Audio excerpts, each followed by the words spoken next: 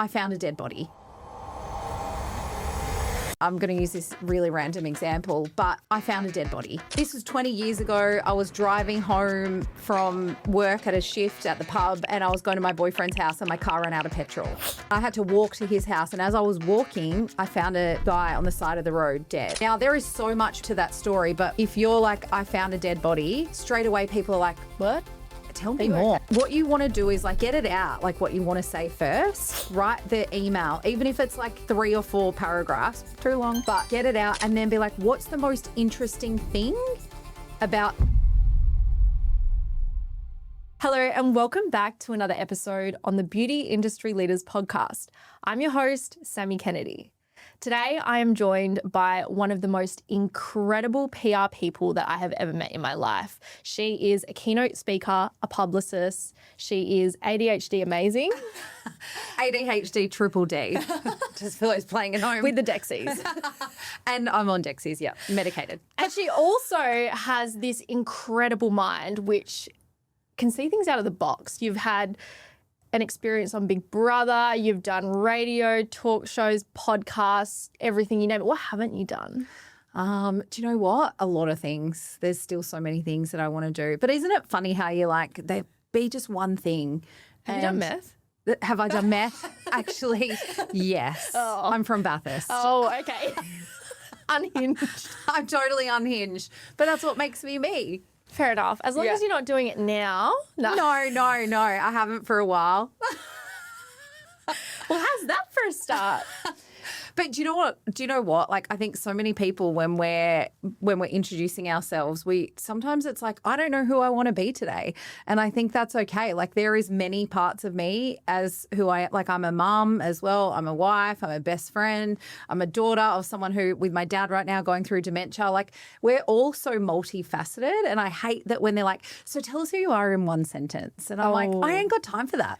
But also, you can't put me in a box. Yeah, don't put me in a box, please. Some people like their little box because it gives them, I know exactly who I am, what I'm doing. And I think for people like us who are creative, who are visionaries, who have all these million ideas in business and don't know which one to execute, and then we're on Claude for like 10 hours and we've done all for 20 of them, like it just feels claustrophobic to be put in that box. Yeah, and I think for me, like you mentioned the ADHD, I have this love-hate relationship with being labelled ADHD because I was kind of like, oh, that means I'm like a lot of the people that I know and I'm not unique. And, but you know what? But then also for society to understand you sometimes, I think it's easy to go like, yeah, okay, that's that. Just so you get me, like that's what I have or experience.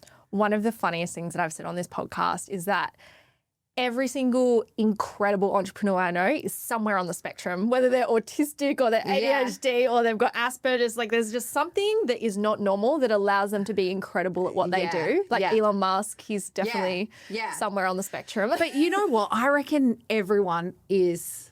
like we are all something, do you know what I mean? And I think like especially, I mean like that's a whole other bloody podcast, I tell you what. Like being a mum too of this day and age, like there's a lot of conversations that people need to have around like the environment and where we are the way that we are. But like for me, the way that I see it is definitely a superpower. Like I can do 3 days work in 6 hours. Oh, yeah. And then I'm done. And then you can do 6 days work in like 6 weeks because you won't focus. Yeah, because you're like, oh, my God, I'm so tired. I've burnt myself. This is boring, you know? And then you find something new and you hyperfixate. Oh, yeah. Yeah. Welcome to my brain. Well, I was thinking, how can I do this episode so it's not boring like every other one that you constantly probably do because you are the PR queen. I wanted to start off with Heidi's hot takes. Oh my God, how fun. So obviously I know you are the expert in PR. I have personally used you for bowling, my personal brand, and thanks to you, I've actually had a lot of incredible opportunities, whether you realise it or not. I was able to get on the news. I was front page of the Albany Advertiser. We got a 2-page exclusive. I've just been nominated for... I saw that. Oh, my God. 7 News Young Achievers Awards. So I'm like, but this whole journey...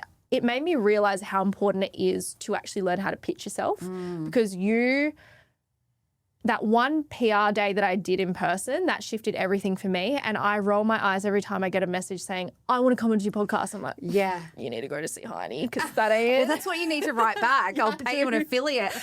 There's another new business for Honestly. you. Because it's true. I guess like PR, before we get into the hot takes, like just so people understand public relations. So thinking about media opportunities and how you get featured, how you pitch yourself. Because some people I think don't they don't think they're good enough for it, or they're not deserving, or isn't that for celebrities or dodgy politicians like that, you know, come in with crisis PR.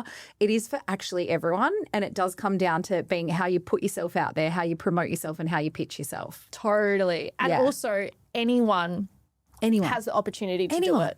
And everyone, it should have been part of your marketing plan yesterday. I know we're not supposed to say should have because, like, you know, with my psychologist, don't say you should have done something because the pressure that you put on yourself. But I'm telling you, it should have been part of your marketing plan yesterday. Oh, it's such a game changer. It's opened so many doors for me. And I think a lot of the time I kind of opposed to it because I was like, I'm putting myself out there. What are all the comments going to say? What if I get rejected? But if you don't look at the comments and you don't take it personally, it just becomes this incredible tool for you to get in front of the right people. And I always say that. But do you know what I've been doing, Sammy? What? Because coming from radio, TV, I have had everything said to me, the worst possible things, like that you can imagine in comment sections. I wrote for news.com for years. That's a cesspool of like...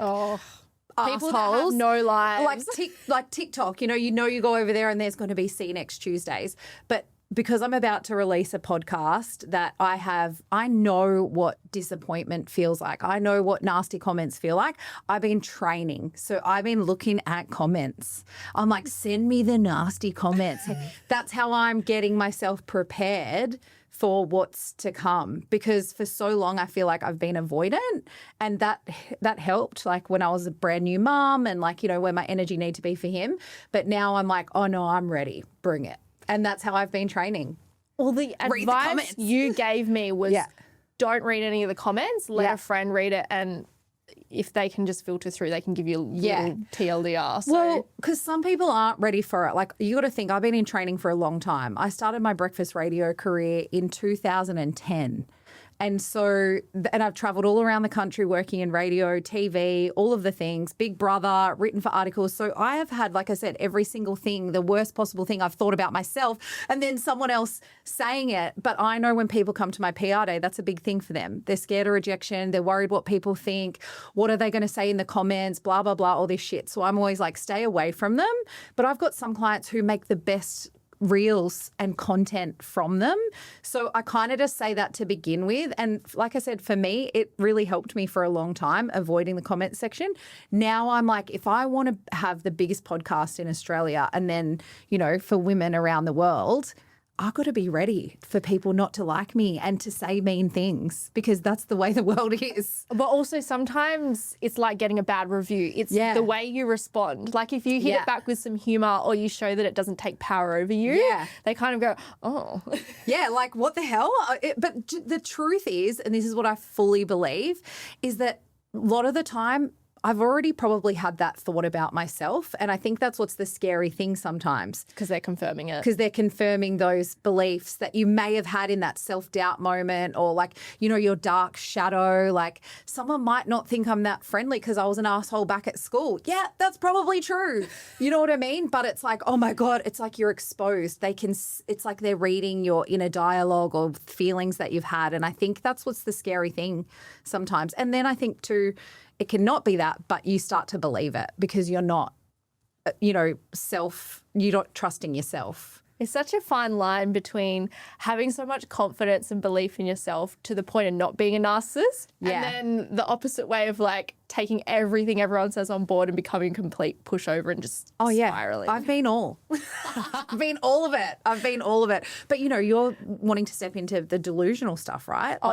So that's how you've got to be in the comments section, like delusional as fuck. I don't give a crap about what these people say. Like they mean absolutely nothing to me. Like, are they sitting here creating what I'm creating? No. But the ones that get it, and the ones that don't, Exactly. oh, well, they're not for me. Yeah, I could do like a whole podcast on this.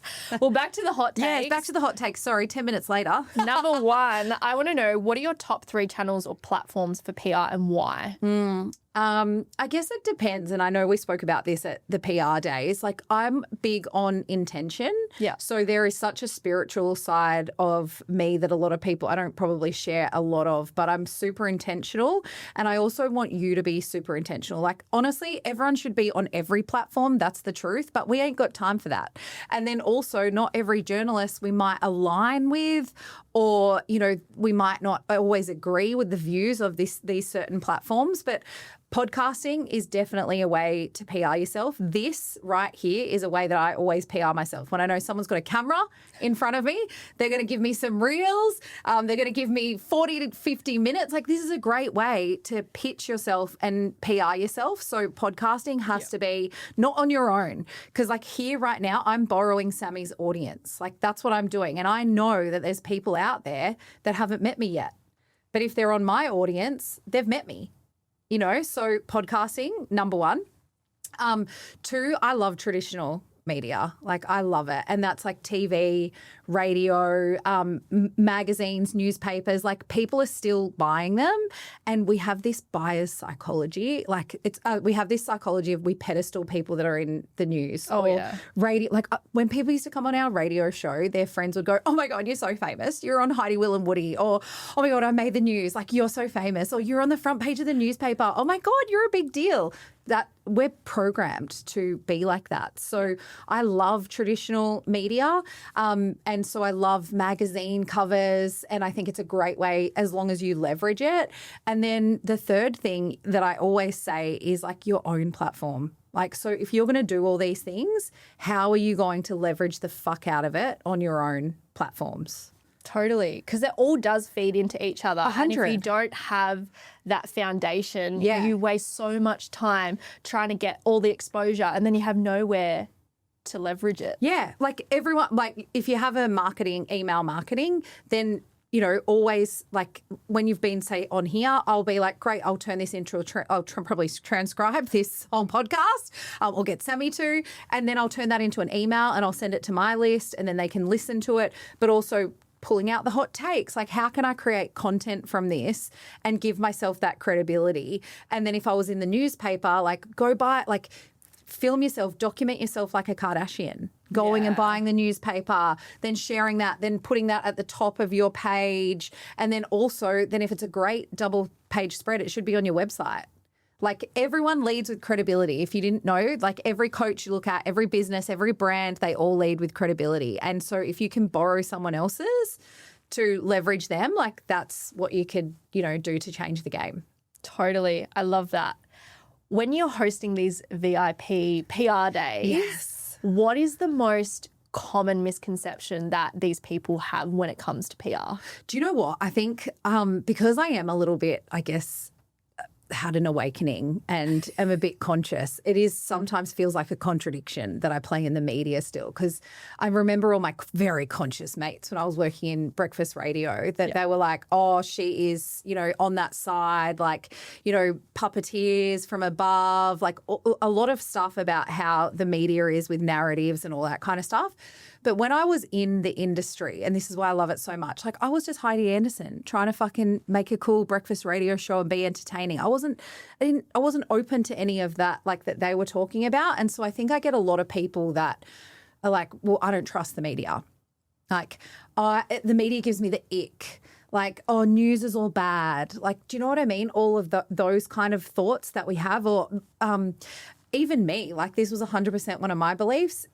You can hear me now. You can hear my energy. You can hear how I speak. You can hear like my personality, how I make jokes and everything. Going in print, you don't get that. Oh, yes. So I was always so petrified of having something bad written in the print, and that like I had this, it's kind of like, you know, when someone goes to sell you something at the shopping centre and you're like, I don't trust you, or a dodgy car salesman or whatever. We have this internal, and I was the same with print.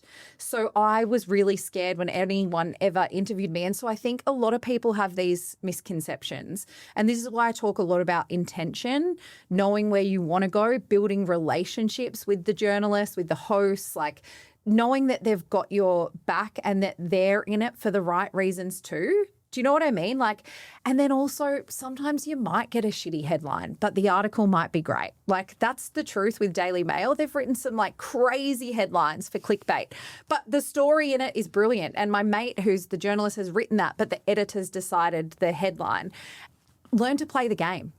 Like, this is what I'll say. If you want to be the go-to, if you want to be the next thing, if you want to build a personal brand, like AI is fastly taking over.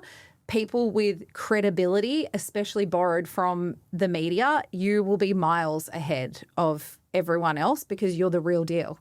Oh, 100%. And so play the game. Fucking play into the clickbaity headlines. Like, I love it. Like, who doesn't love a bit of juice? But just as long as the article or whatever what you do, same with the headline on a podcast, right? Like when you're getting someone to open an email, whatever it is, just as long as it matches the headline. It's not just some like crack. Like sometimes I'll send a message to my mates that are journos, and I'm like, it's not a dick pic, I promise. And then unfortunately, like, you know, they're probably waiting for the dick pic.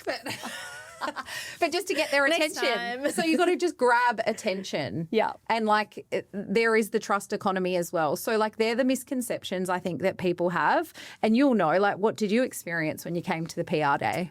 Well, I experienced a lot of almost this negative kind of feeling towards media because when we were running the rodeos, we actually had paid for advertising. Yeah. $5,000. And then the day after the rodeo, had an article coming out saying it was all animal cruelty. And so it was like, we paid for advertising and now you're putting us on the front cover, putting this whole negative thing. And then with the same company. Yeah. Oh, yeah, that's not good. Who was running that company? Fucking hell. The PR person wasn't doing a good job. Albany Advertiser, you've been called out. Funnily enough, the editor just contacted me saying, hey, we want to do an article on you. I'm like, Oh, good. But, you know, this is the thing. Like, you play the game. Play the game, but also it changes hands. Yeah. Like, I'm not okay with that. That's where there's like a but really, truthfully, I'm going to call it out. Like, at our company, Southern Cross Stereo, when I worked for SCA at the Hit Network, if someone had advertised with us, there is no way. Like, we would have been pulled into line as a breakfast show if we were trying to do a story on that. Like, sometimes things accidentally happen on air. Like, we might say something, but they don't control it. But you're paying the bills. Oh, yeah. So that could have been like, I can't believe someone didn't see that. But another thing that did happen, which I think is worth talking about, is when you were helping me with getting eyeballs on the bowling alley when we were doing the launch, we got front page exclusive, 2-page write-up. It was really, really positive from the Albany Advertiser. Yay, thank you, Albany. And then we had 7 News come and do a story. Yeah. Now, they were pushing an agenda. So they wanted it to be about, yes, this bowling alley is opening up, but there's a cost of living crisis. How are families going to afford it? And they didn't know anything about our prices. They didn't know anything about the value. And so what's it called when you go to the street and you try to find people? Oh, like Vox Pops? Yes. Yeah. So I went with the chick and we went and did that. And the way that she was asking the questions was like, Heidi, have you heard about the new bowling alley opening up in town? And people were like, yes. And then she'd go, are you concerned that families are not going to be able to afford this given that it's a cost of living crisis? Like, she was trying to get that. So we had this whole, I was there for every single interview and people were like, I'm really excited for it. It's going to be great. The one lady that responded, she said, that family have been through so much and they've still found a way to make it work. They've got to put a roof over their heads and they've got to find a way to survive in today's thing, but I'm so excited for it. Guess what they did? They cut out the bit where it says they've got to put a roof over their heads, so I don't know how they're going to afford it.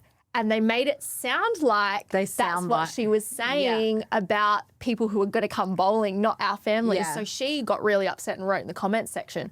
But it really opened my eyes up about how, the media will take one story and then one person will want to do this angle, another one will do another. Yeah. At the end of the day, it is a little bit upsetting if you do take it personally, but at the same time, we had our cult fans in there Yes. raving about us, backing us up. And I think that's also a really good test to show how many people do believe in your brand. Yeah. And I think like what's really interesting about that is I love that you talk about that because this is the thing, right? There is always agendas, there's narratives, like, and coming from a community like Albany, you know, 50,000, Small town. 60,000 people, whatever it is, if it's even that big. I love Albany, by the way, but they're in competition. So Albany Advertiser, if they're not owned by 7 or 9, whatever it is, so they're in competition. So the fact that they got the exclusive was like, okay, we need another angle here for us to do it. Now, if I was the journalist, I would have been honest and gone, hey, like my producer and my boss is angling for this. Like, how do you feel about that?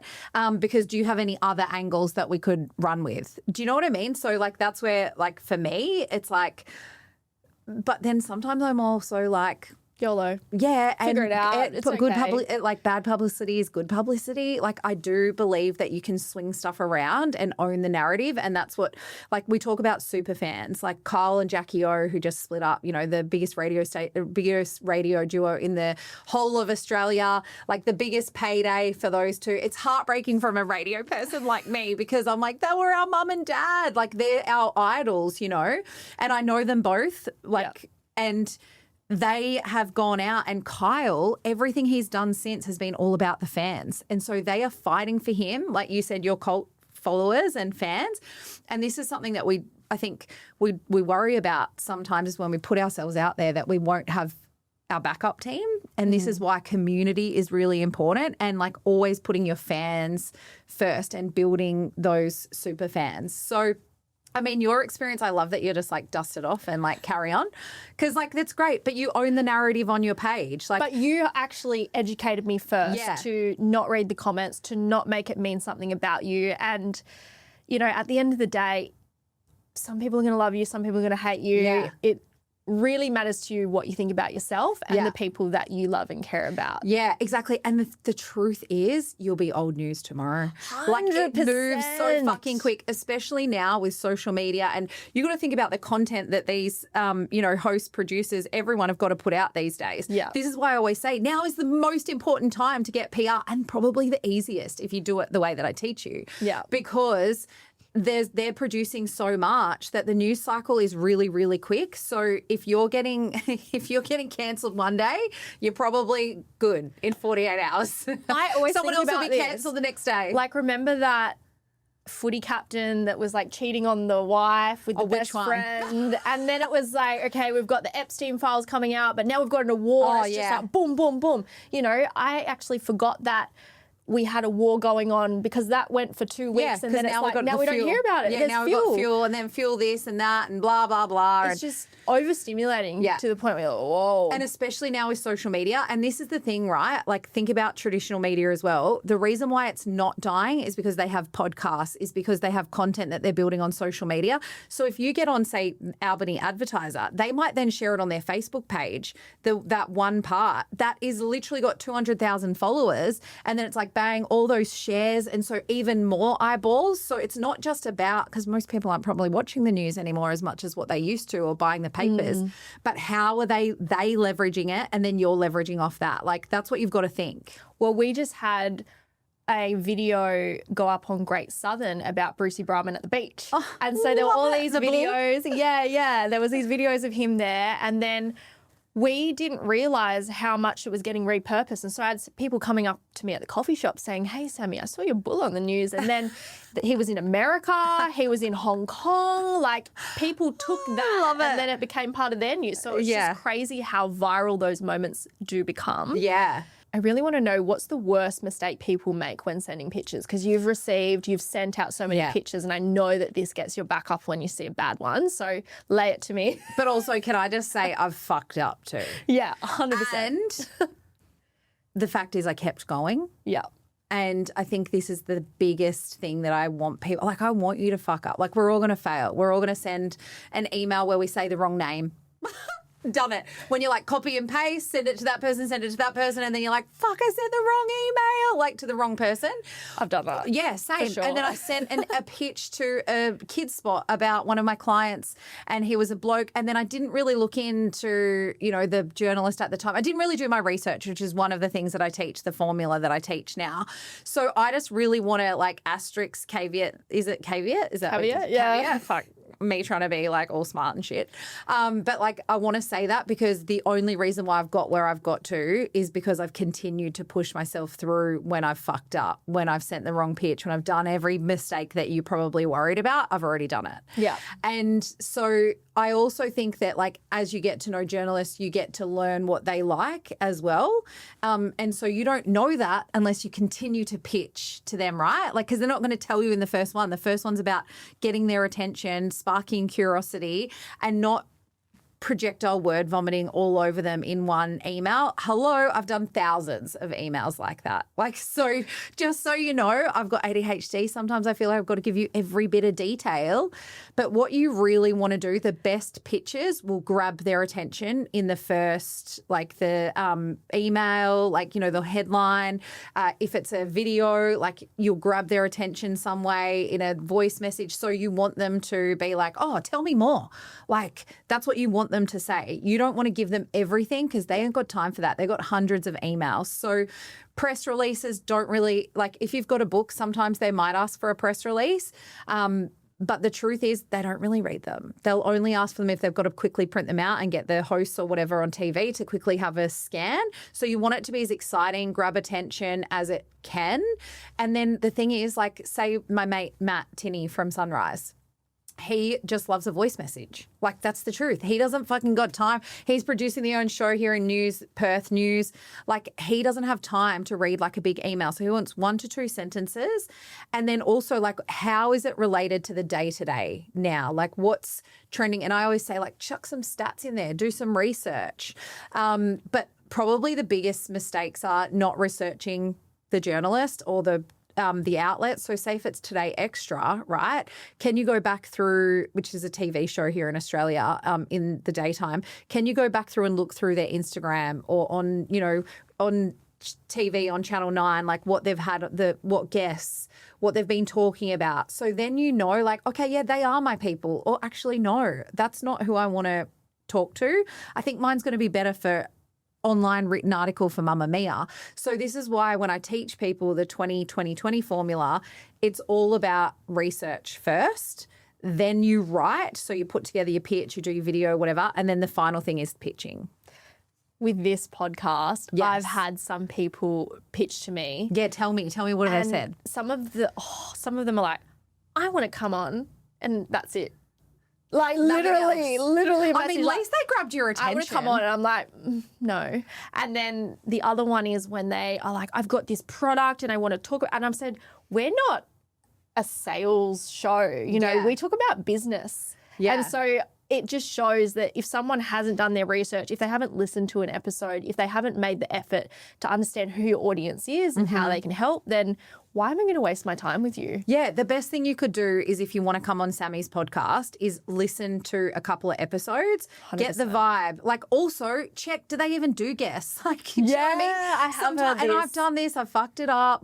But go have a listen. And then maybe they've never talked about a topic that you have. Yeah. You got to think, if you've got a book, I just ran a workshop on books, people with books, right, for authors. And there was 400 people that rocked up. And the biggest thing is most authors will sell their book to the media. They'll sell the book to the podcast. No one gives a fuck about the book. Sorry, but we don't know the book yet. Unless Kim Kardashian's read it or do you know what I mean? You're a massive superstar author yourself. They don't care. What they care about is one story in that book that's in it for their audience. So if it is Today Extra, or if it is Sammy's podcast and you do have a book or a product, what's the story behind it? What's your story? What's there, is there, so say Jess Williamson, she's a business coach here in Perth, her book, Unstoppable Success, right? We could have gone and tried to pitch her book, but no one gives a fuck.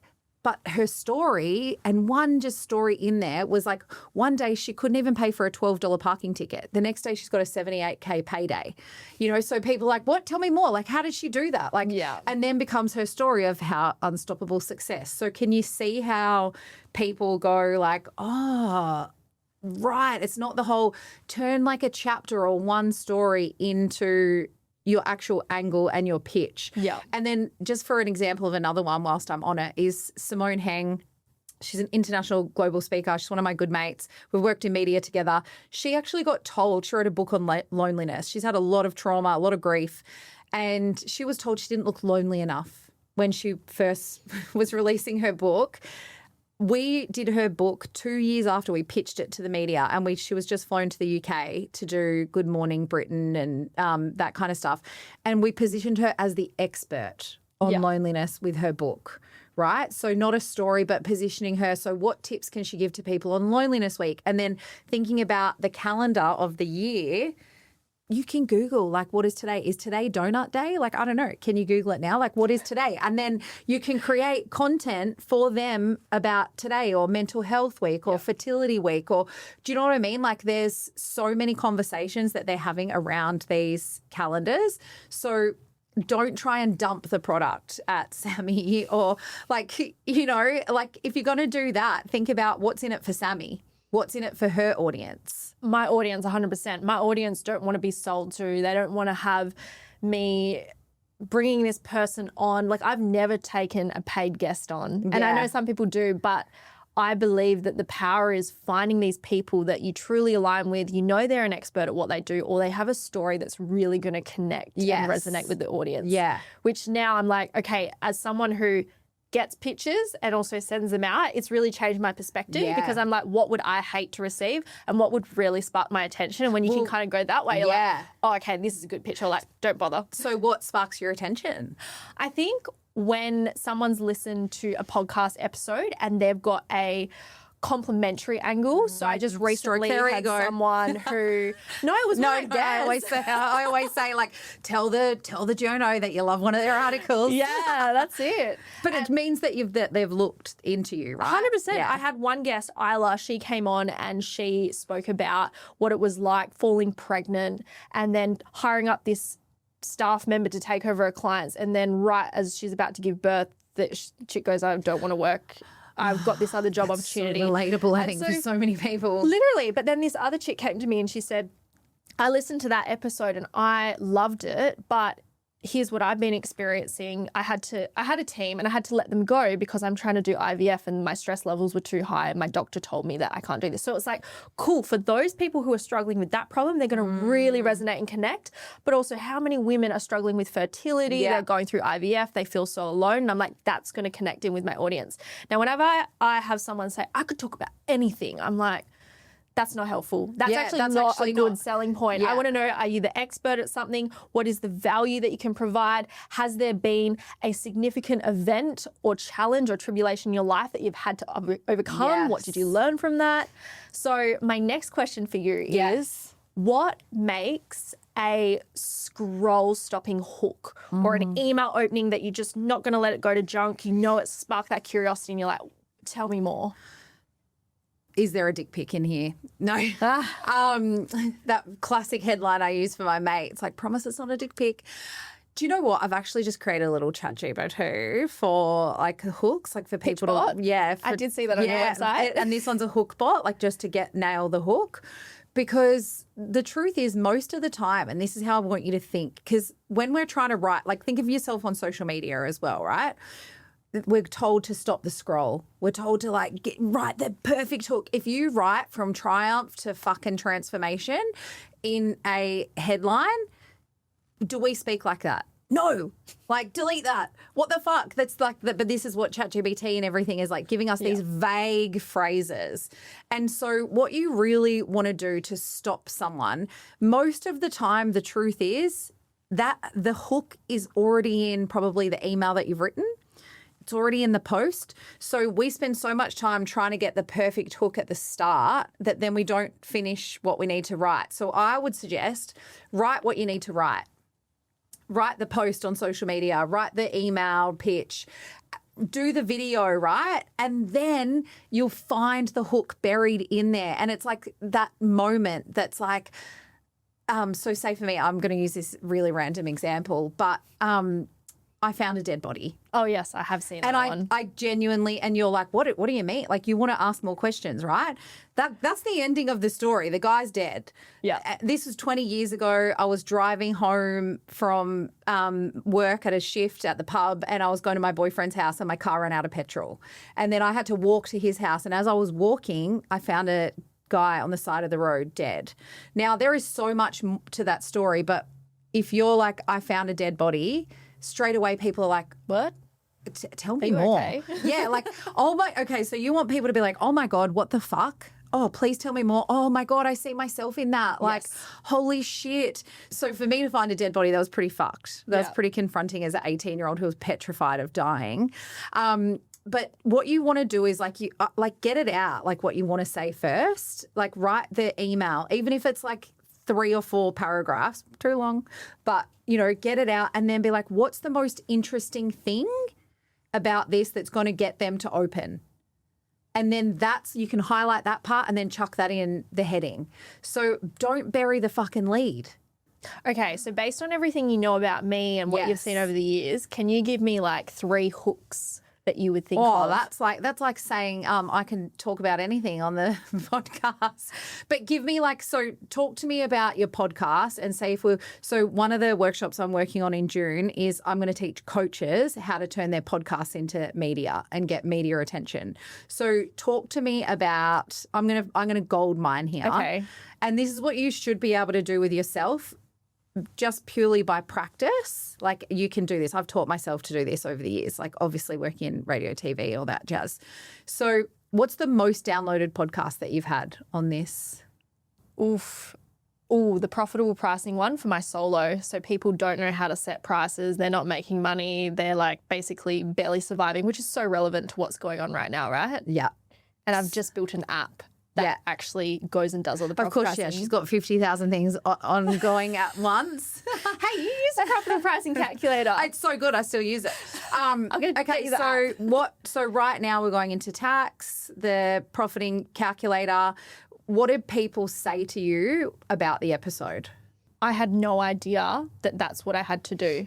So where could if that's the number 1 podcast episode, that's giving you a lot of clues that, oh, maybe that's something that needs to go to the media. So Yeah. if I was you, I would transcribe that. And what I'll also say is, what was the title of the podcast?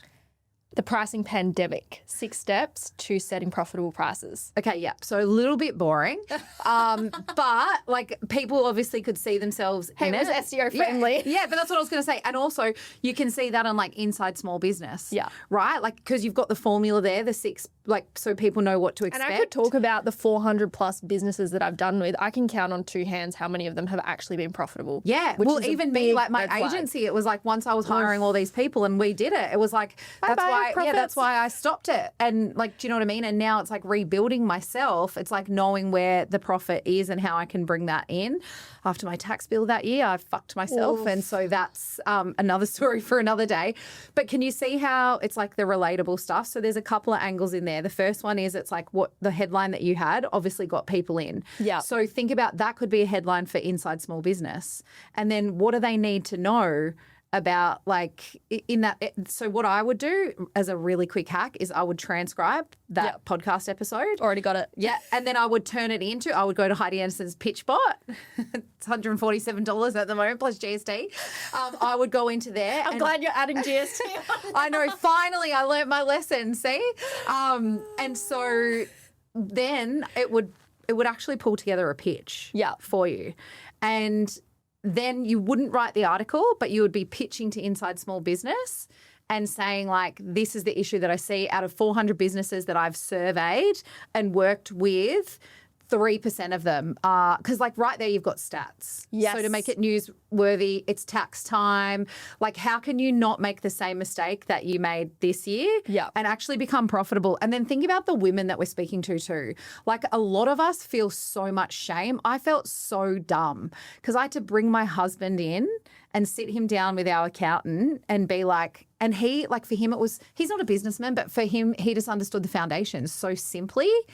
And I was like, oh my gosh, wait, I have to tell you something. In the profitable pricing calculator, like that was boring, unsexy because people don't like spreadsheets, even though I tried to make it look pretty. No, but it was good and But it's an app now and you just input the information. But at the bottom, I've got this girl math breakdown. And so it says it in girl math, like really simple language. Is this good? Is this bad? What do you need to do? And I think that is what's going to set it apart because it's not just some boring putting your numbers in. It's like giving you direction in language you can actually understand. Yeah, exactly. Because this is what we all need. Like women are emotional and like there's no, like we can't, like we're different to like men are logical.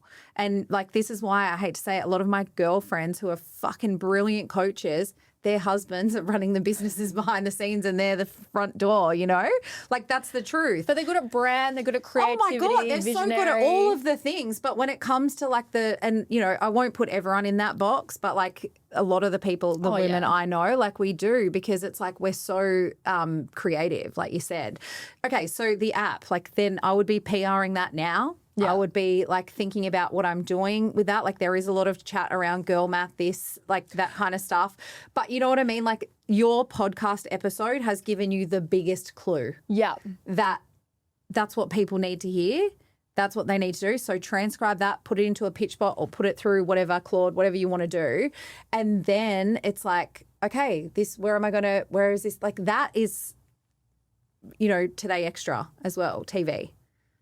Like they do, because they've got a lot of women sitting at home, like a lot of stay-home mums that are probably creating side hustles. And it's like, this is how you can have these conversations with your partner, know your stuff so you don't end up, but like get into their head. And I would use that as a foundation and then I would turn that into PR tomorrow. Love it. Love it. Yeah. And I think that's the thing. A lot of people go, oh, but I don't have this, I don't have that. So if you have a business, you've probably got an email marketing. What's the number one email that was opened? Like what headline did you use for that? That gives you a clue right there. What did you talk about in that? What last post on social media went fucking bananas? So for me, I was like, oh my God, this podcast on first-time parents, which we don't even run anymore, but it was like it's Mother's Day this weekend, right? Was when Griffo, my husband, forgot Mother's Day, my very first one. Oh. And I was absolutely devastated. And then he went to the shop and bought me a fucking candle. And I was like, I don't want your candle. I wanted like recognition. This is my first Mother's Day. I wanted love. I wanted to know that I was a good mum and supported. I would much like write in a card and give me like the most amazing thing and then send me off on a facial or a massage. Did you see what I did with the lawnmowers? No. Oh my gosh. So this exact scenario is my dad every year. He still forgets the anniversary. He forgets like there's always so much going on. Yeah. So I went into Alberty Moan and Groan, which is a local Facebook group. Yeah. And I had this screenshot of lawnmowers and the screenshot basically was cropped. So it just showed up in the square and then it said, calling all dads of Albany, I need your help with this lawnmower. Like, what size do I get? Does the yard matter? Blah, blah, blah. And then it says, all right, now that we've lost the women, Mother's Day is coming up. If you want to save your marriage, you need to plan ahead. Book in bowling. It's stress-free. It looks like you've gone to the thing. We'll give her a bottle of champagne for free. And it went viral. I love that. But see, like, that could have been an article as well. Like, do you know what I mean? Like, you could have gone to Albany Advertiser or even the radio station. Like, that's a fun talk break. Like, do you know what I mean? You got to be creative though. You got to think out of the box. Like, and that's like that whole getting people like creating conversation, right? Like, so for me, I was like, well, I'm going to pitch that. I probably left it too late because Mother's Day stuff they probably were getting months ago. Like, so I probably left my run too late, but I will tell that story on Sunday. So, like, think of those things that, like, success leaves clues. So that right there is another clue. Yeah. Like, that's, I love that. And I think people think they've got to create something new and that's why it feels like hard or I'll wait till another day. Like, no, like you've probably got something sitting there. Last question for your hot takes. Yes. Oh my God, are we still on the hot takes? I know, so funny. We keep side questing. What's one piece of advice that someone gave to you early on in your career that you maybe ignored for a while, but then it actually turned out to be so valuable and helpful? The first thing that comes to mind is it's miles in the saddle. And by that, it's like when I started breakfast radio, when I first started our show in Bunbury at Hot FM as a breakfast radio announcer, I had like a different laugh. I wasn't myself. So whenever the microphone turned on, it was like I was some crazy person overtook my, no, not even that, because it was the nerves and the anxiety and also the worry of judgment and all of these things. And then it was like someone, I think it was my boss at the time, just kept saying it's miles in the saddle. And so I say this to everyone, like when they're PRing themselves, when you're showing up on social media, you won't show your face when you've just started your podcast. Like you're only going to be the best by continuing to ride. You know what I mean? Like keep riding that horse, keep whatever it is, like, the bull. But my first radio. It's miles in the saddle. Like that's what's going to get you. Like how I went from breakfast radio in Bunbury to Perth, capital city, in 2 years. It's because I kept going. Yeah. I didn't give up. And every day that I was fucking awkward or wasn't myself on air, I was one step closer to being Heidi on air. And within 6 months, I'd found my way. And that was because I had to show up 5 days a week, 3 hours a day, not knowing what the fuck I was doing, but I did it anyway. And so with social media, it might be you're too scared to show up on stories, but the more you do it, the better you're going to get. Same with pitching. And I said this the other day on my workshop. Honestly, you want to get no's. You want to get rejected. One of the girls, she was on Sunrise, and then afterwards she felt like she was getting every no afterwards. And I was like, yeah, so you now know the high, right? And then now you know the disappointment. And it's like most people give up then. I'm all about exposing yourself. Keep going and miles in the saddle. And that was because when I first started my breakfast radio career, I was like a different person. I would just laugh like this random laugh. And now I'm like, because I was so nervous and I didn't know what to do. And I was so worried that I would not be able to speak, believe it or not. That was my anxiety, that I would be like, I don't know, I'll forget what I'm going to say. And I'd have mind blanks sometimes. It's my classic ADHD. I've got perimenopause. But I just laugh about it now and be like, what was I saying? Where was I going? Can you just remind me? Because I've just had a brain fart.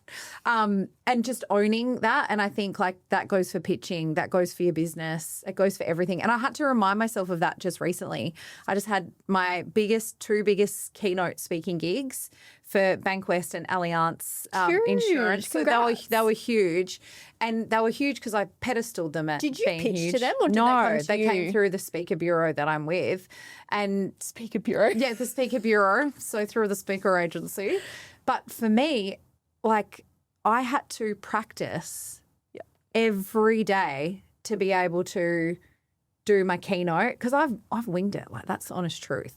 I've had a natural ability and a stage presence from my career and being a professional broadcaster. But keynote speaking is different. And do you know what I mean? Putting together and thinking about the audience, it's a whole new skill. And so I was like, okay, the only way I'm going to be the best speaker for these two and then moving forward is if I practice. I just have been invited to speak at it rhymes with Ned, and it's a workshop, and I was practicing on the way here.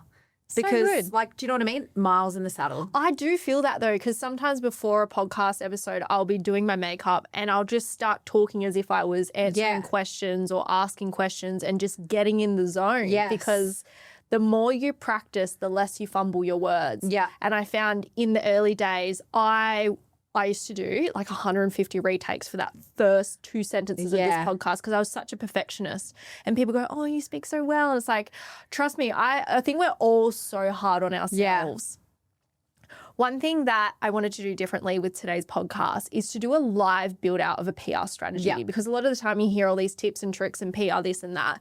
But I do believe there's 3 parts that really need to be mastered in order to successfully leverage it to its full advantage. Yeah. So you got pre-launch, you got launch, and you got post-launch. Yeah.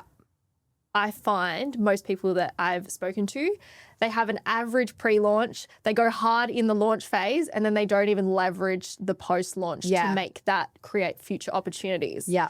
So the most requested thing we had from our audience was a service. Yes. And because I know you've been putting up posts about perimenopause, I was thinking, let's think about like a service for women going through perimenopause. Yep. Maybe they're getting hot flushes, their skin's going a little bit crazy. So it's some kind of like, I called it the MILF maintenance facial.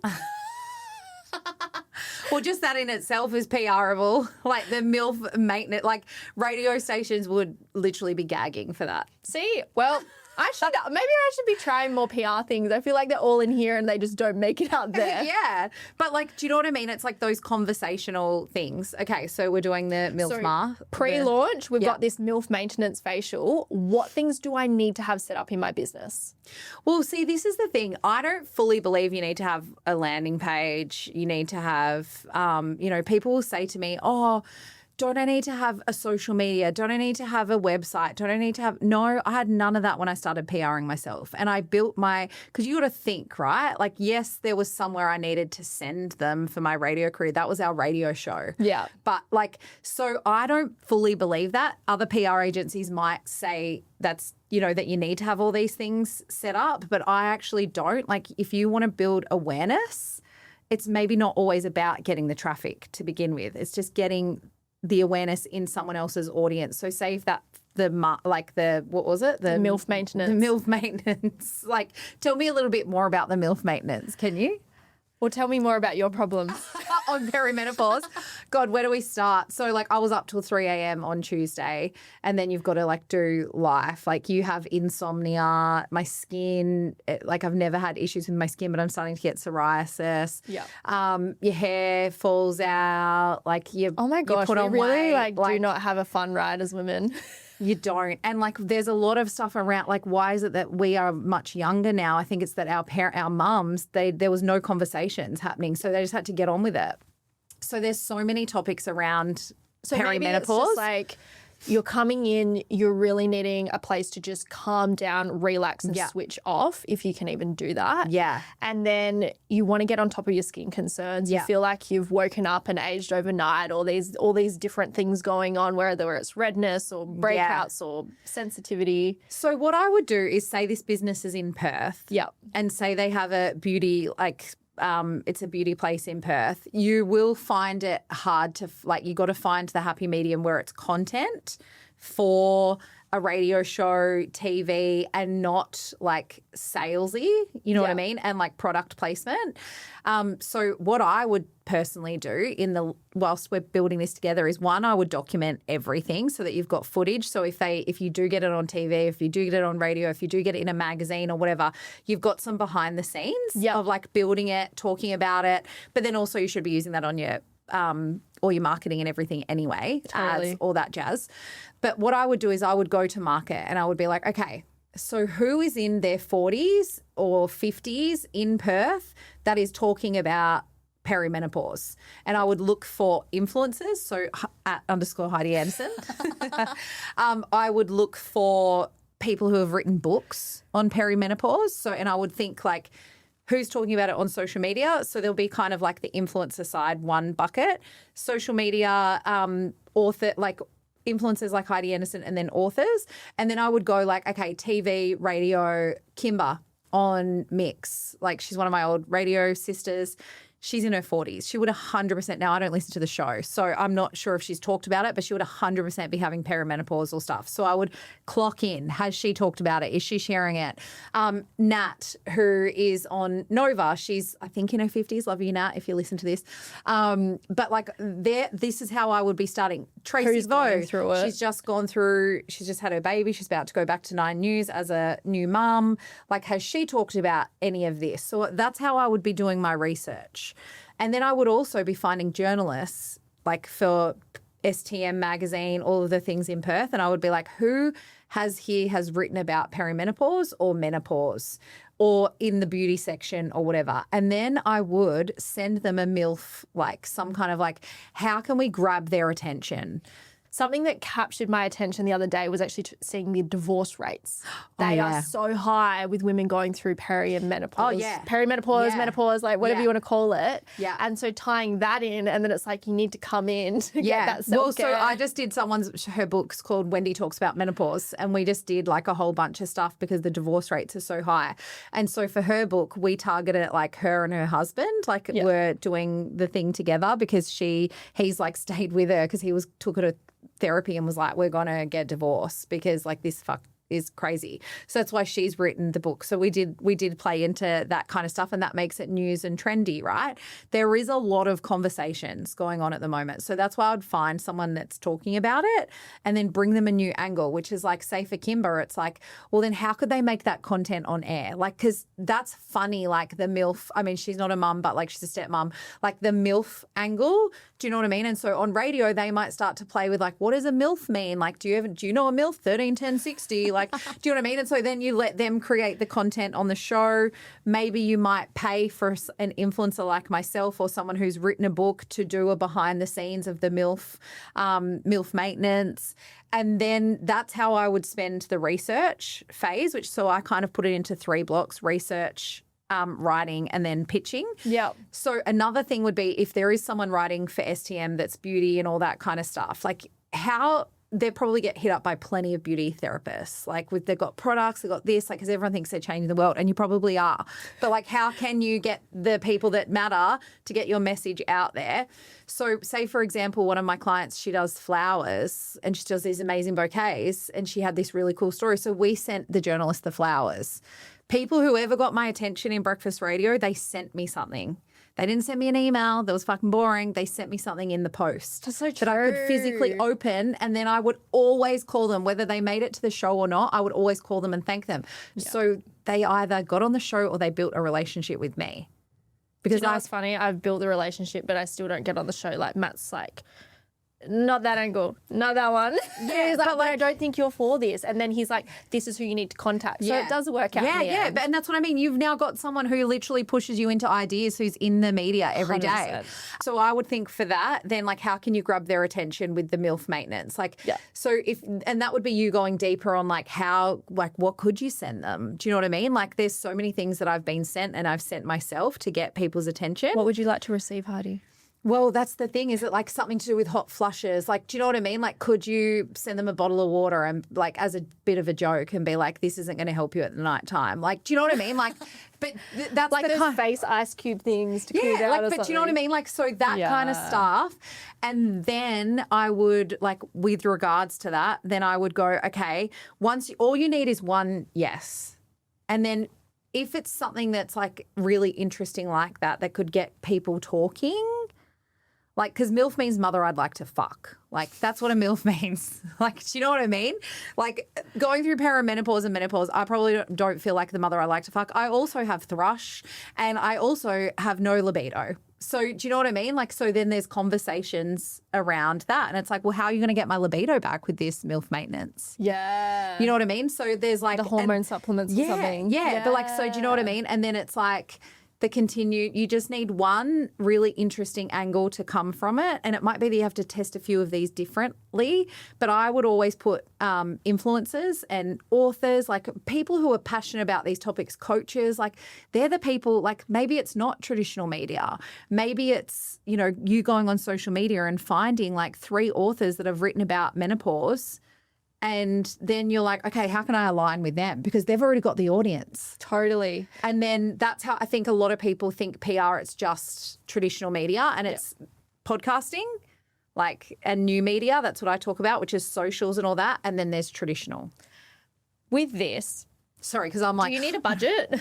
Well, this is the thing. Like, agencies charge $5 to $10K a month. And that I was charging $5K a month. But you weren't even making money, which I feel... Because I had other people working because I was getting so many people in. And also, like, that's something self-worth for me. Like, I hadn't done enough work on myself, and I feel like I've got to... Yeah. Because PR isn't guaranteed. But PR is also one of those things that it is expensive. And then if you don't have the right person...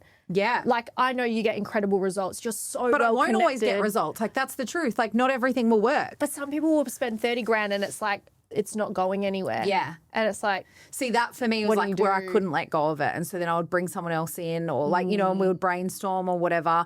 I didn't probably trust myself enough and like, you know, and my results and all that is part of the work that I've done on myself.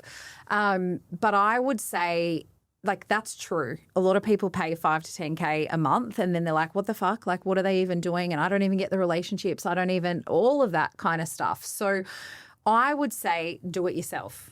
And that's what I teach in my program. Honestly, it does Pitch work like a publicist, though. or you can come to my PR day. My next one in Perth is the 27th, Wednesday the 27th. Of what? Of May. Of May, So in okay. 3 weeks. So I don't know if this will be out. But my program is Pitch Like a Publicist, and that's what I teach people to do. So invest in something like that.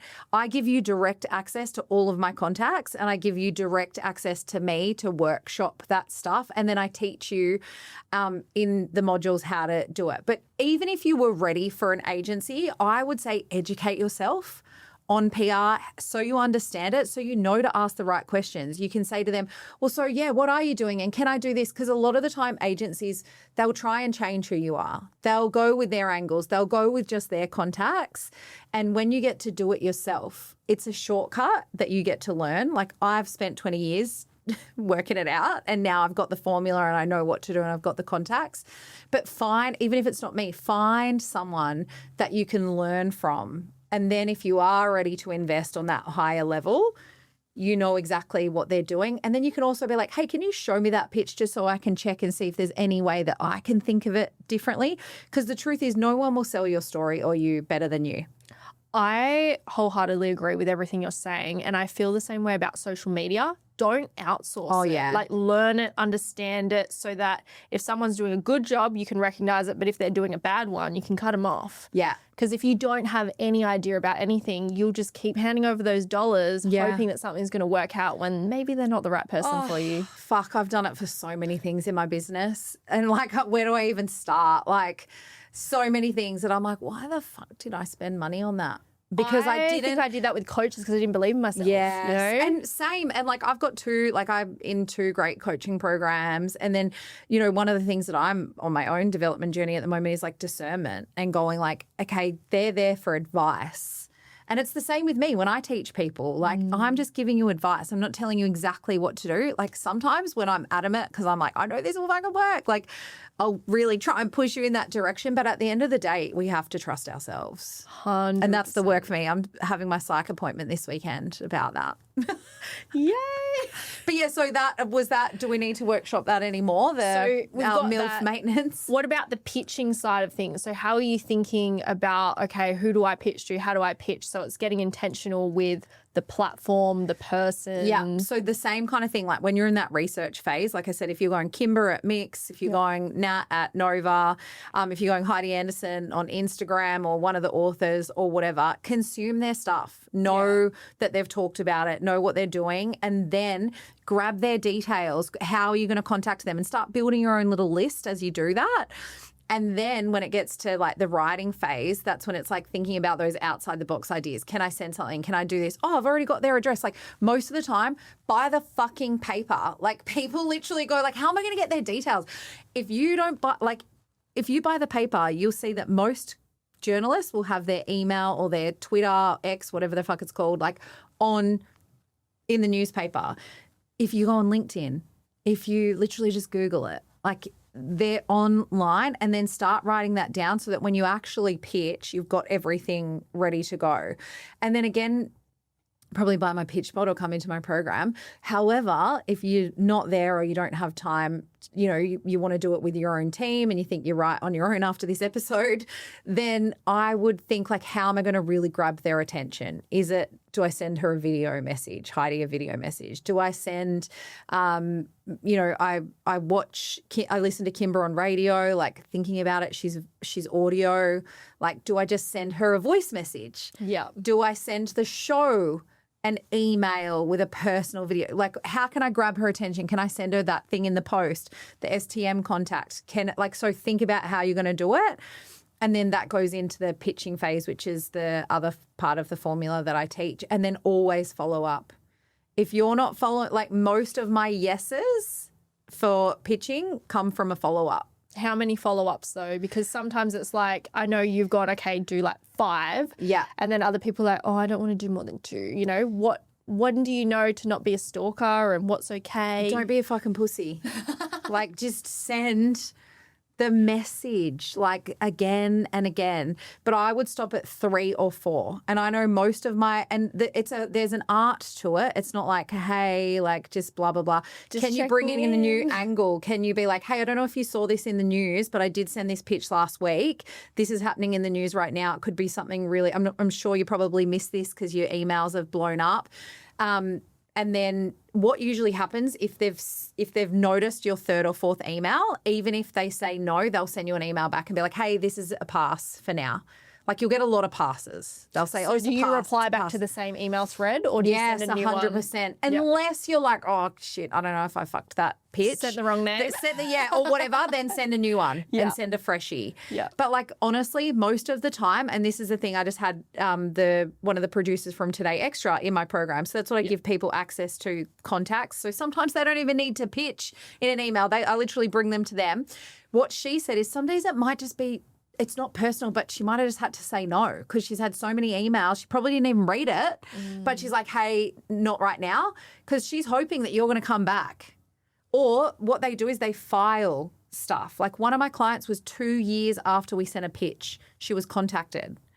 Like, she thought she was ghosted, never to be, and now she's a regular on their show.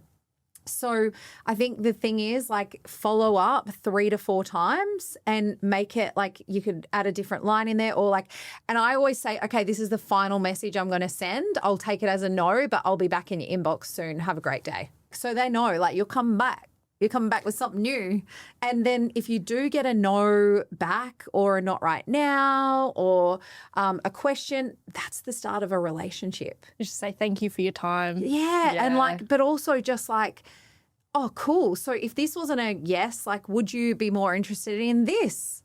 And then you could start a new, but it's like the start of a relationship. Or, hey, because that was a no, do you have any feedback? And like, what are you looking for? So say for Mamma Mia, I always go to them and I'm like, what's popping right now on Mamma Mia? Oh, it's all about relationships. So, okay, cool. What relationship topic do I have? Put it into my pitch bot. I literally used my own pitch bot the other day and it pulled out a story that I forgot that I had, like, because by the questions that it asks you, and I was like, oh my God. And then I got published in Mamma Mia. It was that me and hubby use this game called the headline game when we need to communicate and understand each other. We give each other headlines and that went nuts. And so I think it's like, knowing, and like that's how you can build a relationship. If you're too scared to send a pitch to Sammy, maybe even you could send her a message today and just be like, hey Sammy, like, I loved the podcast with Heidi. Or a voice I actually did have someone say, hey, this is what I'm struggling with. I mean, this is what I've done, this is what I've struggled with, and here's how I overcame it.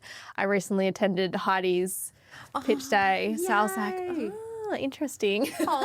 But like, do you know what I mean? So it's like, but that was a good pitch. Yeah. I wasn't like, okay, immediately delete. Yeah, but it's like, but they're starting to see, like, build those relationships. So, but you can also give people feedback. You can 100%. Also, one of the girls in my program asked a question the other day. She has a podcast and she said, I get so many shitty pitches and blah, blah, blah. And I'm like, but are you teaching people how to pitch to your show? I actually gave one person who pitched, I can talk about anything. And I said, firstly, you didn't even say hello to me. Secondly, I don't need everything. I need one really good angle or piece of value. And thirdly, like, have you actually listened to an episode? Weirdly enough, she'd already been interviewed as a guest and I don't think she'd even listened to another episode. So then when she was pitching again, I'm like, hang on. Yeah. But like, my thing would be like, have a booking form, like have a pitch form. Do you know what I mean? I've got a little message now that I send out. Yeah. And I think that also takes a lot of the emotion out of it. It's like, thank you so much for reaching out. If you can send these points to this email. Yeah, because like the truth is, like, sometimes people don't know what to do and they might have a VA or they're trying to do 50,000 things, juggling, whatever, and they don't realize there's an art to it. And so it's like, well, how can you take ownership? And this is what I said to the girl in my program. How can you, it's your fucking podcast, bro. Like, that's what my kid says to me at the moment. He's 6. Oh like, my gosh. Memphis is like, bro, I'm like, I'm your mum. Oh, no. But I'm like, it's your responsibility. Yeah. Like, so teach them how to pitch for your show. And when you're in that launch phase and you are getting the PR, the article goes out, the podcast comes out, what do you need to actually do to make the most of it? Because I've had some people come onto the podcast, they don't share it.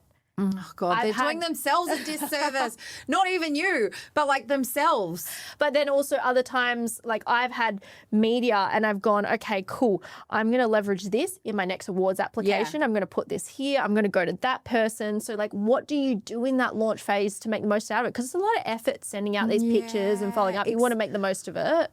Oh, okay. So firstly, always accept the collaborator post. But I would say, like for Sammy, I would say I have like a preference of if you want me to be collab on this, is can you make sure I'm in the shot? Like, do you know what I mean? Like, so but you're allowed to say that. It's my fucking Instagram. Like, do you know what I mean? Like, you're allowed to say the same thing if you're going on someone, because of course I'll share it. Like, if it's just of you, then it looks going to look weird just on my page. Do you know what I mean? Like, and also opposite branding. I actually intentionally made this branding very neutral, because if I had green going onto everyone's feed and yours is pink, it's not great. Yeah, but like, do you know what I mean? It could just be a cover photo. Like, I've messaged people back and gone, I'll collab on this. Can you just make the cover photo me and you? Yeah. Like, even if it's a fun selfie or whatever, do you know what I mean? So that would be the first thing I would do. Like, if you're this, I say this to everyone, if you're pitching yourself to the media, if you are going on podcasts and you are not leveraging it through your own pages, stop pitching. You're wasting your fucking time. Like, because the truth is, like, most people who are going to buy from you or come into your audience, they're already in your email list. They're already on your social media. They're already in your world. And so they just need that next level of like, oh, she's the real deal, to actually see it and play into that psychology. So I always talk about documenting like a Kardashian. So I'm going to go out in the car after this and I'm going to document some stuff. I'll do some behind the scenes when we're in here.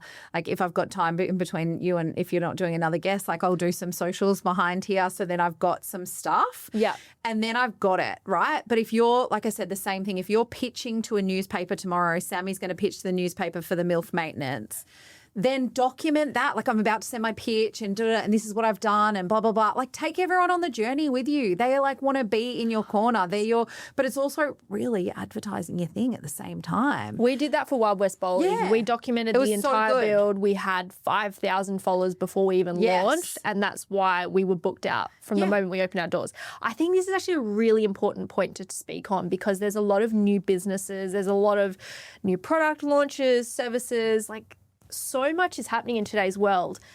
But I think investment is just one piece of the puzzle, but now you need audience. And if you don't have an audience to launch to, then you could have the best thing in the world, but who's going to buy it? Okay, so this is what I would say. Borrow someone else's audience. So for my book, right, I felt like I didn't know when I was releasing my book, Drunk on Confidence, I didn't know how I was going to talk about this new way of confidence, because I talked about the other way so many times, like the shed your shit movement and all the things that I did. I'm not going to go into detail, but I was like, okay, but to go on TV, like I need to feel confident in what I'm actually talking about, this new way that I've like written about in my book, but I hadn't talked about it a lot, right? But I'd just been living it.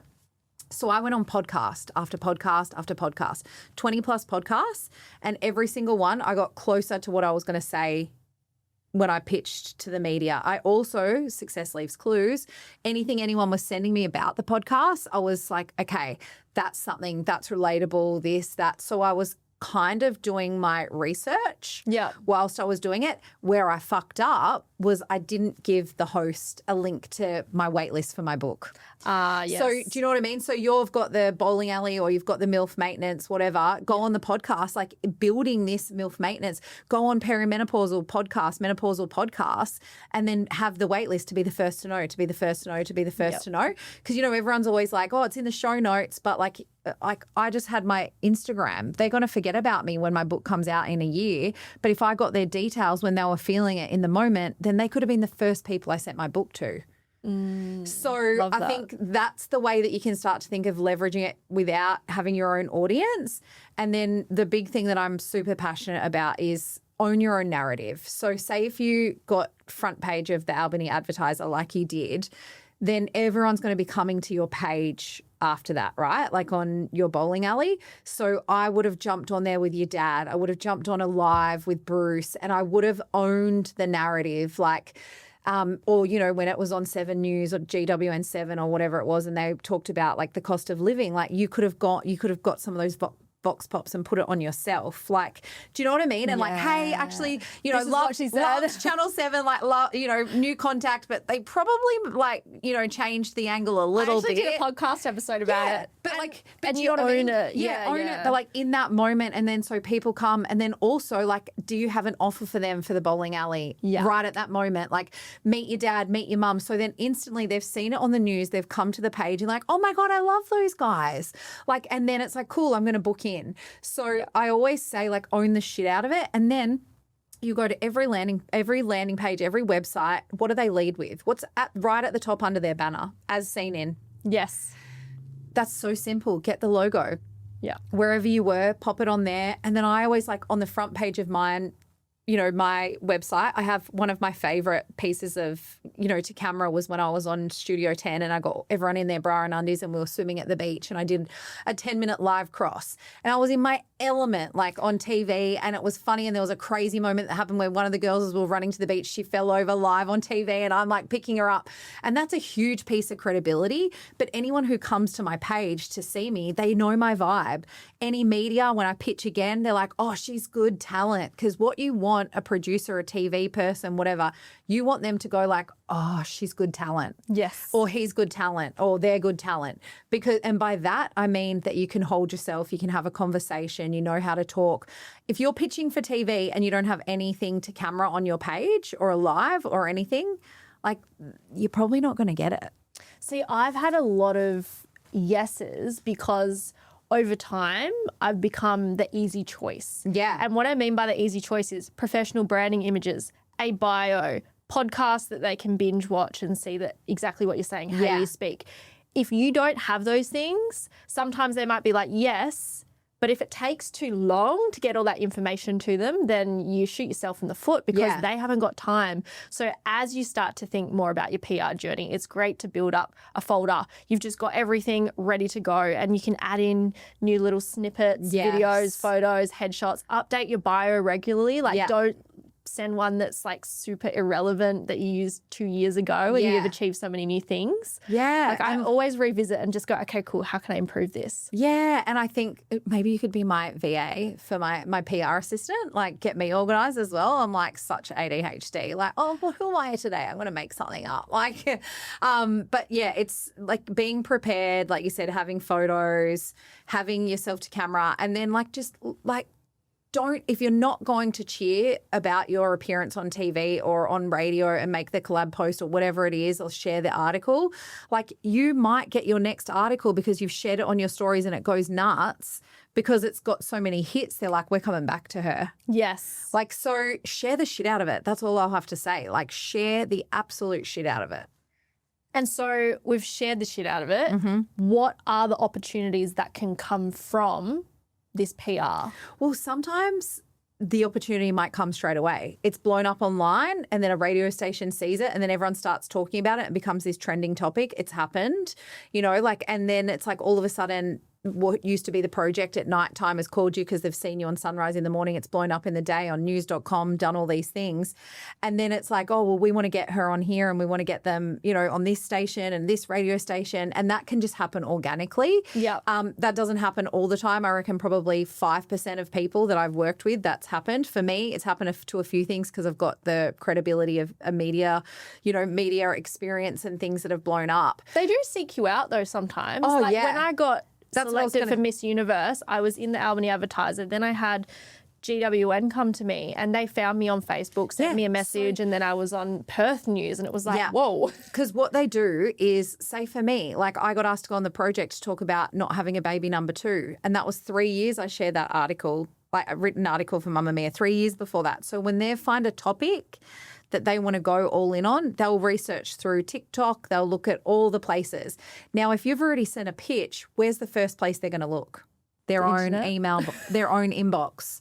Like it's why Tam got a call 2 years later because they could have found her online, but think about all the people online. Oh, yeah. So they went straight to their inbox. They didn't write back to her at the time, but they went straight to their inbox because you got to think they're building their own contacts list. So they might not respond to you, but they're saving it in an inbox. So this is why just pitch, even if you get a no. Like, do you know what I mean? So, but yeah, like the thing is things live online forever. Your stuff on social media, like it's more searchable now with AI and Google and all that kind of stuff. But the truth is they'll want to see that you've been in the media first. Oh, absolutely. When I was putting together a few different things for awards, PR does significantly help because when you look at awards, it's one thing for you to say it, but then in the public eye, if other people are seeing it, I think that makes a huge difference. Well, you're borrowing someone else's credibility and you're borrowing someone else's audience. Like this is why it needs to be part of your plan and like exactly what you're saying. And although you might think the media gives you the ick, it might piss you off, blah, blah, blah, all the things that we spoke about at the start, they don't think like that. No. They're just like, oh, Channel 9 News have had her on TV. Oh, this, like she's written an article for news.com. They've had her, like all of those tick, tick, tick. Unless you actually know how it works behind the scenes, Yeah. you just go, whoa, look at that, you know? Yeah. Until you understand the news cycles and the pitching and the whole process, only do you realise, oh, okay, that's how it works. But if I saw, well, I used to see you on the radio, hear you on the radio when I was a kid. And What FM, baby? I've still got a tattoo on my ass. I remember that. I heard that going on in the background. Like I literally, this is before I was on all the So Fresh and Triple J CDs because my parents had jukeboxes.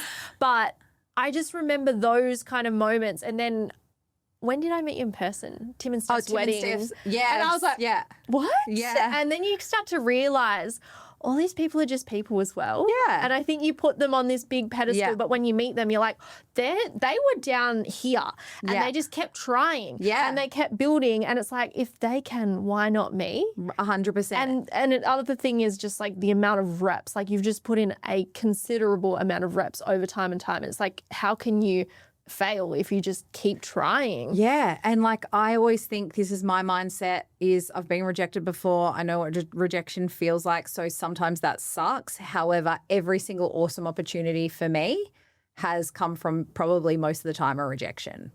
Yeah. Like in my whole career. That rejection is redirection. Yeah, whatever. I didn't think about it but like genuinely I had like, What's the worst rejection you've ever had and then the best outcome that came from it? Was probably, there's so many. Like I was rejected on Big Brother 10 times before I got on. And then why did you choose? Like, why did you keep going? Why Big Brother? I just had this like bucket list. It was like a bucket list. I needed to do it. Like I had this obsession of like, I want to be in that. Like ever since I was little, I manifested it.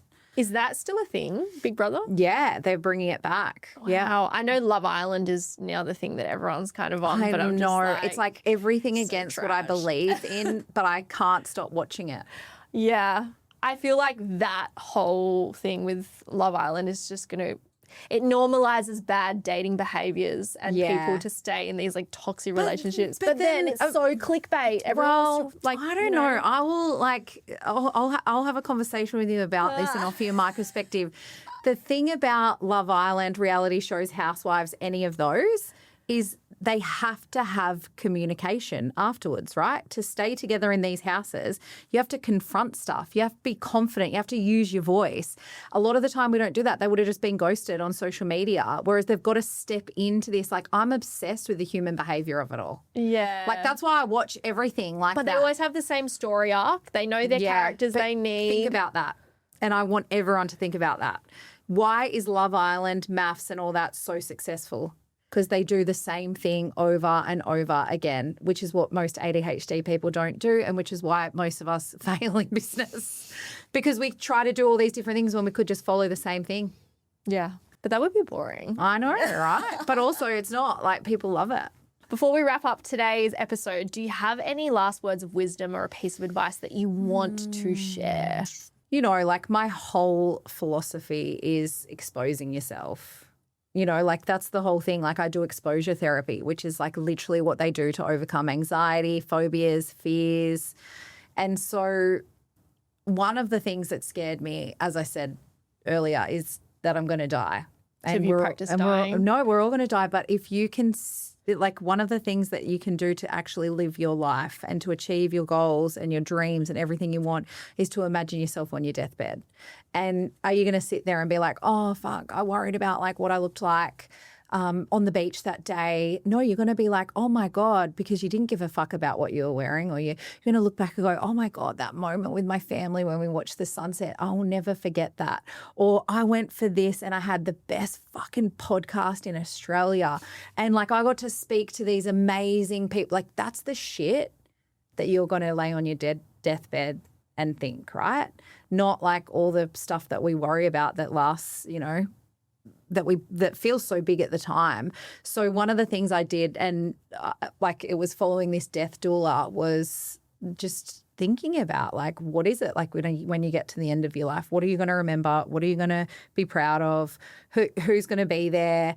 And so that for me is why I continue to do the stuff that I do. I sometimes with the ADHD brain go off and do things and have to bring myself back with that and the why. So I think, yeah, it's scary, like thinking like that, because we all want to live till we're 100 or just never die, right? But I think when you start to think about that, it's like, what's important? And, you know, like just it makes you think like, yeah, who gives a fuck if I get rejected by the guy at the radio station? Like, really, who cares? Do you know what I mean? Because it's like life is so short. And you get one chance and one opportunity. And like my dad has dementia at the moment and, you know, he's got Lewy body and it's so beautiful and hard and sad and everything. But it makes me want to live my life so much more and do the things that I want to do. And so I think you just have to get out there and do it. And when you're doubting yourself, think about yourself on your deathbed. Very powerful. Do we need to like say a joke now? Because it's like, I'm going to cry. Fuck, I'm scared. No, I totally feel that on every level. I think I remember replying to one of your stories because my grandpa has dementia and he just went so downhill. Yeah. And I remember that moment of Dad doing a speech in front of everyone at bowling going, you know, this is in memory of what I had growing up with my dad, but he's never going to be able to see this because he's at that stage. And I think there's so many realizations in my life that it's like, everyone's like, why do you do so much? And I'm like, because you don't know when you're going to die.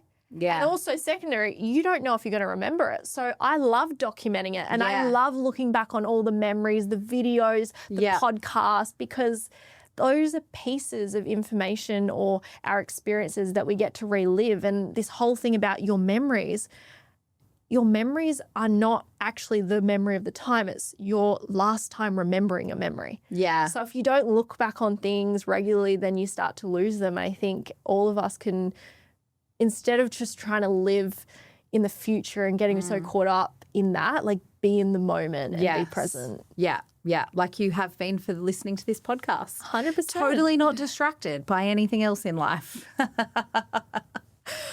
Heidi, if someone wants to come and find you, stalk you, learn how to pitch. Well, we'll obviously put the links to my next workshop online, which is how to, if you're a coach and you've got a podcast, how to turn it into media attention. So we'll put that in the link in bio.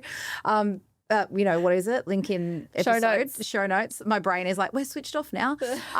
But just follow me on Instagram @_Heidi Anderson, or if you want to find me on my website, HeidiLeeAnderson.com.au. Amazing. Thank you so much for all your value. I really appreciate it.